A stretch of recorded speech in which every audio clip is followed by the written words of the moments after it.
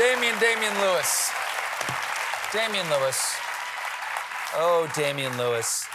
I understand that you do an acting exercise to get yourself an understanding of the character, where you choose an animal that is like the character you're going to play, or to inspire you to play the character. How does that work? Wow. Oh, good question. Well, when I was at conservatory, drama school, we just called it drama school, I was training to be an actor, they sent us to London Zoo every weekend for our first semester because they wanted us to study animals, animal movement and animal psychology as a tool for acting. And I said, oh, great, I'm going to go to the ape cage and study the apes. And they said, no, you're not, because you're already too much like an ape. And we need you to study something where there is stillness. And they said, you are going to be a lizard. And I went to the reptile house at London Zoo for 12 straight weeks. And I came out of there at the end of the 12 weeks thinking, this is great. I'm going to score the top grades in the class because I saw that lizard move 3 times in 12 weeks.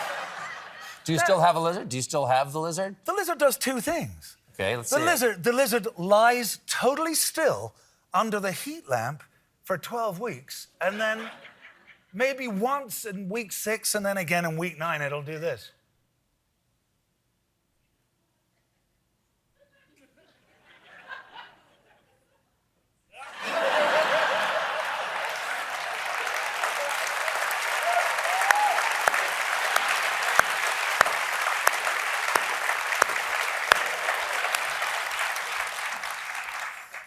Honestly, my friend Oscar, he said, no, you're an ape too, you can't be an ape. You got to be a lizard with Damian. We got on our black leotards, we lay on the floor, and we just lay on top of each other for an hour. That was it. That's what friends are for. Totally still, top marks. What animal is, what's his name, Nicholas? Nicholas Elliott in this. What animal was he? He was, because of the double life, he felt to me he was bird-like. There was a bit of a peacock about Nicholas Elliott. Someone who liked telling dirty limericks. That was a big thing of his in real life. So he loved being in the bar and entertaining with dirty limericks. So I had a sort of peacock when the feathers fanned and he was just a bit sort of, a couple of whiskeys in. Yes. And then there was something very hawk-like, eagle-like about him, very watchful and attentive. So he was 2 birds for me. I try to narrow it down to 1. Wow. With each character. And then the interesting thing, sort of anthropomorphic thing about studying an animal is how do you actually integrate that into you physically without people saying he's doing a bird. Yeah. Why is that spy just walking around like a peacock? Because that's weird. So it's about how you integrate it but bury it. How about Bobby Axelrod? Did he have an animal? Did you do an animal for him? Bobby Axelrod is a predator. He's one of the big cats, and he's a cheetah. And that's a little bit of play on words too, because he's clearly a, well, let's call it, he's a criminal. And so the cheetah was a good. Just sort of entertained me, sort of chucklingly that's the cat he was. But yeah, in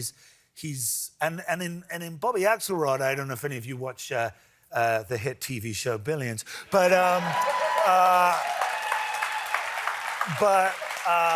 with Bobby, because he is kind of a larger-than-life character, he's a bit of a rock star, he's a bit of a sort of cowboy, swaggering cowboy, I was able he does roll. He should roll like a big cat, a bit. And so I kept that. Yeah, I understand. Well, we got to go here in just a minute, but I understand that you have a little announcement to make to the people, a little bit of news that nobody knows yet regarding Mr. Axelrod. Anything you'd like to tell the folks? Well, Bobby's back. He's coming back. To billions. Yes, Axe is back, and it's exciting. He's not been around for a couple of seasons, but he's back. When? I can't tell you that.